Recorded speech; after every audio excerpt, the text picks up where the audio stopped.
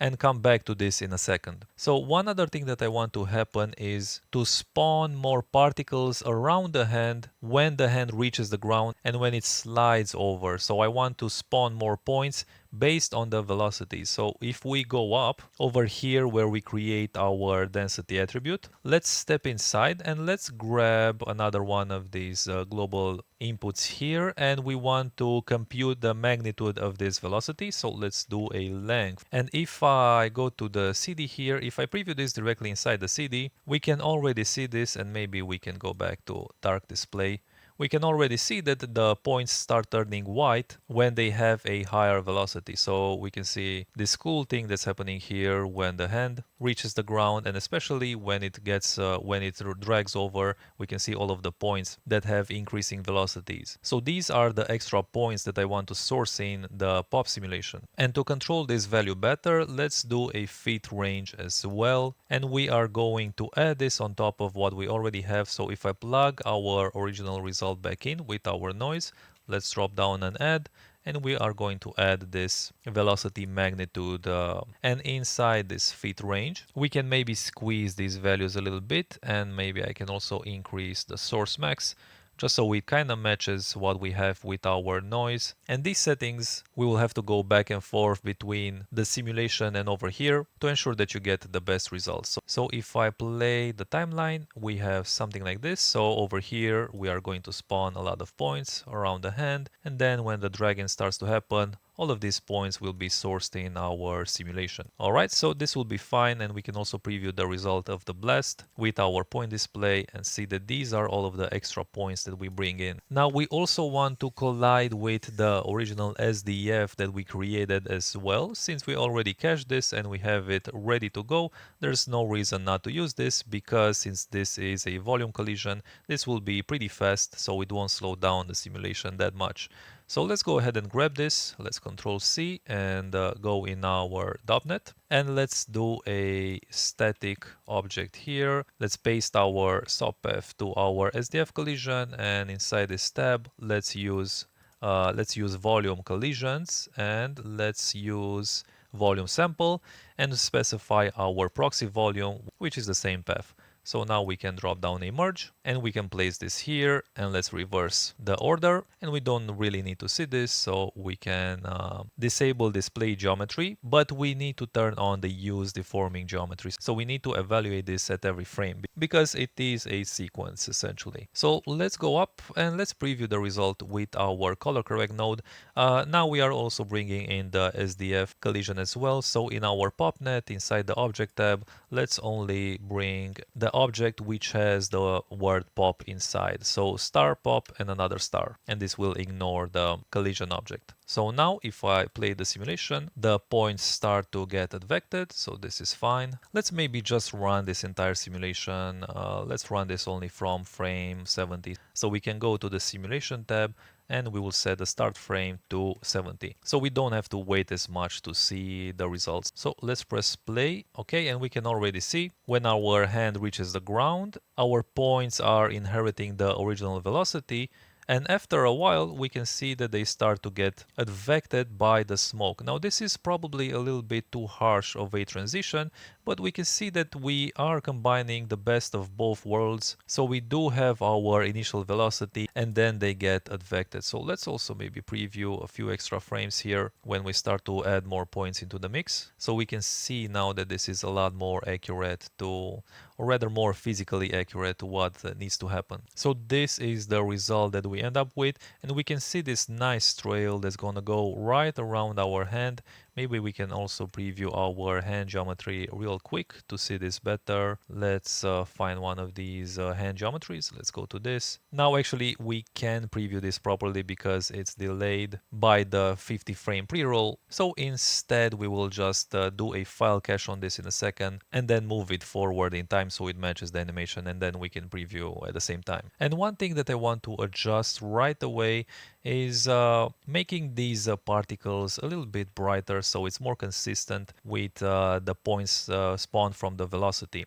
So let's go to our noise settings here, and I can just decrease the maximum value of our fit range for the noise. So we kind of have more of the same values between these points and our noise points.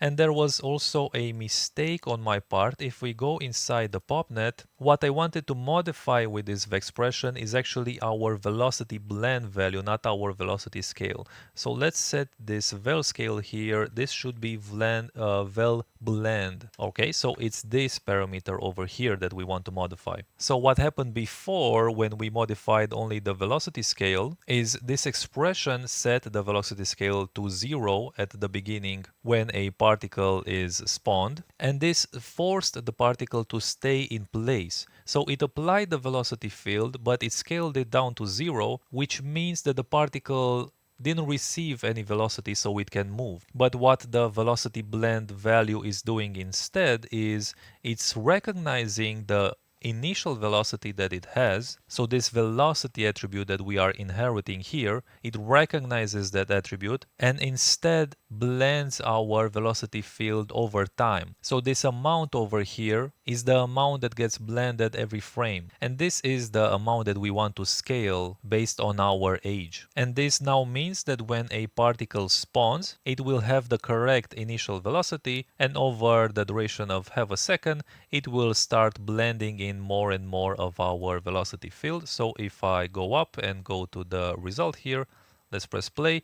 Now we can see that they are really inheriting this velocity, and after a while we can see that the wind, or rather our pyro simulation, starts to fly them away. So this is the behavior that we are looking for. And as I let this simulation play further, we see that we have the same results, so the same kind of behavior is happening with our points jumping up from the impact of the hand, and then they get advected by the smoke. So in real time it looks something like this. So this is looking a lot more natural and a lot nicer, I would say. Let's maybe go ahead and just do a flipbook real quick. So we can see clearly what's happening now, and this will be our final result. And we can pretty much go ahead and cache this, but first there's just a few minor tweaks that I want to do.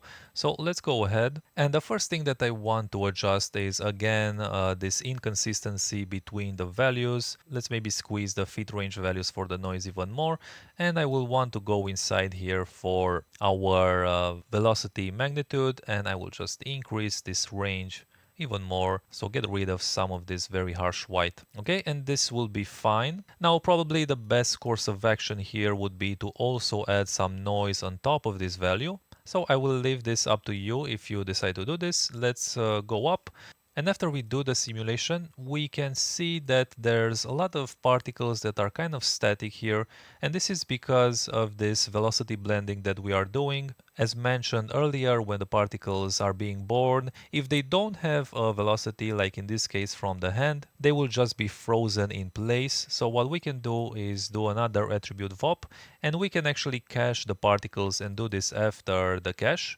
But we will do an attribute VOP, and we can do another length from our velocity again, and we will do a fit range here. And if I place this inside the CD, we can visualize this. So we can say that if you don't have a minimum value of maybe 0.5, then I want you to be black. So we can take our original color, let's plug this back in, and we are going to multiply this with this new gradient, essentially based on our speed. And we can see that with this, we get rid of all of these points that are frozen. And we can play with these settings even more to achieve a smoother result here. Maybe we can increase the source max to make this more of a faded effect. So we end up with something like this. And this is a lot nicer. Maybe this is too much. Let's reduce the source max to a value of 2. All right, so now we can finally cache these particles. And with this, we are done with our snow effects. Just one more thing after we cache. So let's give this a name, let's say dust PRT. Let's remember here that the same way we cached our pyro, we have to account for the difference in pre-roll.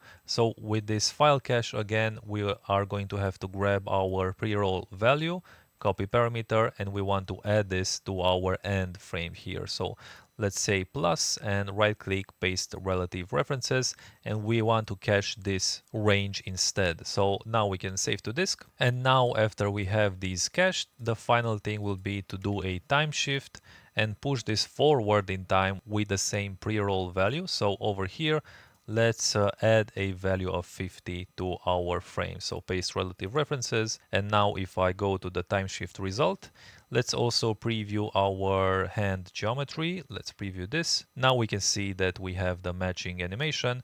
And here we can see that I forgot to set the popnet. I forgot to reset this start frame back to a value of 1. So the animation only starts after 70 frames. So I'm gonna go ahead and let's recache this with the correct values. So this will be the final result. So this is what we end up with, and we can see that the particles react nicely to the hand, and especially when the dragging happens, we have a nice and natural motion, and also the movement in general is nice and fluid thanks to our pyro simulation. And the only thing left to do here really is give these particles a p-scale value, but we're gonna do that in the render section so we can also see how they actually look in the render.